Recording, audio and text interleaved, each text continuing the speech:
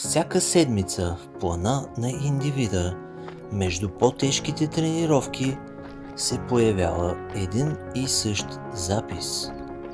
Easy Run – леко бягане.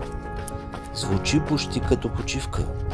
Звучи просто, но дали е така? Добре дошли в епизод 3. Тази седмица мина без особени драми, което е хубаво, но в същото време прави задачата ми на разказвач по-трудна. Седмицата беше такава: малко гребане, малко силова работа, 2 основни тренировки и няколко леки бягания. Повечето изглеждаха така: бягаш бавно, гледаш природата, мислиш си за живота. И точно тук е моментът да разкажа нещо за лекото бягане, защото повечето хора го подценяват. Аз го подценявах дълго време и може би продължавам да го правя от време на време. Първо, важна оговорка: аз не съм треньор, не съм физиолог и нямам никаква квалификация да говоря по тази тема. И точно поради тези причини няма нищо по-уместно от това да ви давам съвети, правейки се, че знам какво говоря. Лекото бягане не е просто запълване на километри, а то е основата, върху която се гради всичко останало. Когато тичаш достатъчно бавно в така наречената аеробна зона, тялото се адаптира по начини, които не се случват при по-интензивните тренировки. Сърцето става по-ефективно, митохондриите в мускулите се увеличават и тялото се научава да използва мазнините като гориво. Но има един момент, който много хора пропускат, а именно костно-мускулната адаптация. Костите, сухожилията и ставите се адаптират към натоварването от бягането много по-бавно от сърдечно-съдовата система. Лекото бягане, натрупано с времето, се явява способа, по който да адаптираш тези части от тялото, без да ги претоварваш. Точно тук направих грешката си през 2015 година, когато се контузих, когато тичах твърде много, твърде скоро. Сърцето ми казваше мога повече, а краката разказваха друга история. Има един прост начин да разбереш дали на леките си бягания бягаш достатъчно леко, а именно тестът на разговора. Ако можеш да водиш нормален разговор, докато тичаш, цели изречения, без да се задъхваш твърде много, си в правилната зона. Ако можеш да кажеш едва една-две думи преди да поемеш въздух, това не е леко бягане.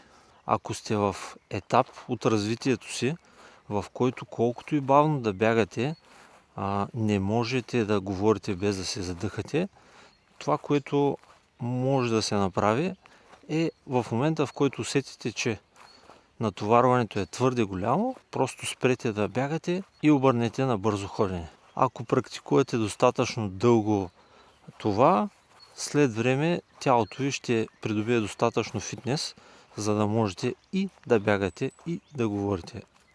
Това изисква търпение, но повярвайте ми, възможно е. Бил съм там и съм го преживял. Повечето бегачи тичат лесните дни твърде бързо. Аз също намирам, че е трудно да бягаш леко, когато се чувстваш добре. Но именно това е идеята.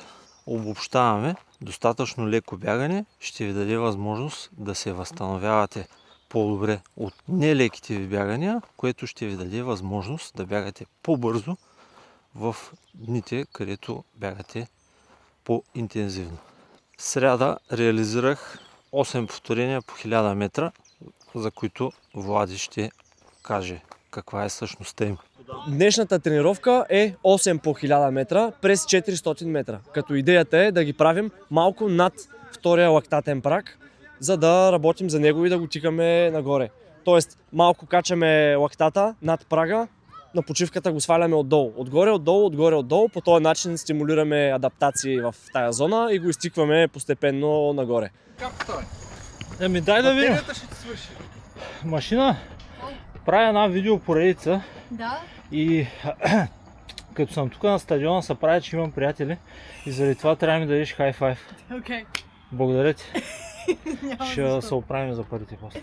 В сряда вечерта, след като сутринта вече бях направил интервалите, вечерта имах леко бягане. Като отидох на общата тренировка на отбора, идеята ми беше да поснимам. Там направих няколко интервала импровизирани, в които снимах Исмаил, Сенанжи, Валентин Валканов и Влади, като определено скоростта, с която бягаха момчетата, беше над моите възможности, но за кратки интервали нямаше голяма драма да го изпълня и освен това се забавлявах супер много. Значи кой да повярва, че като снимам и бягам, мога да запиша едни от най-бързите си 100 или 200 метра, които успях да реализирам с момчетата. Съботната тренировка е 3 по 5 км, където вече имаме по-дълга работа в зоната, по-бавна от лактатния прак. Пак сме там, но вече малко по-бавно и по-дълго. Идеята е същата. Адаптации, същата зона. За съжаление, от тази тренировка няма много кадри, тъй като ги изтрих по погрешка. Но ви уверявам, че тренировката се случи. 3 повторения по 5 км, общо 25 км с загрявка и разгрявка. Бях скептичен дали и как ще се справя на тази тренировка, тъй като последната такава беше преди доста време. Първите 2 повторения реализирах сам на крайбрежната алея във Варна, точно по спецификацията на Влади.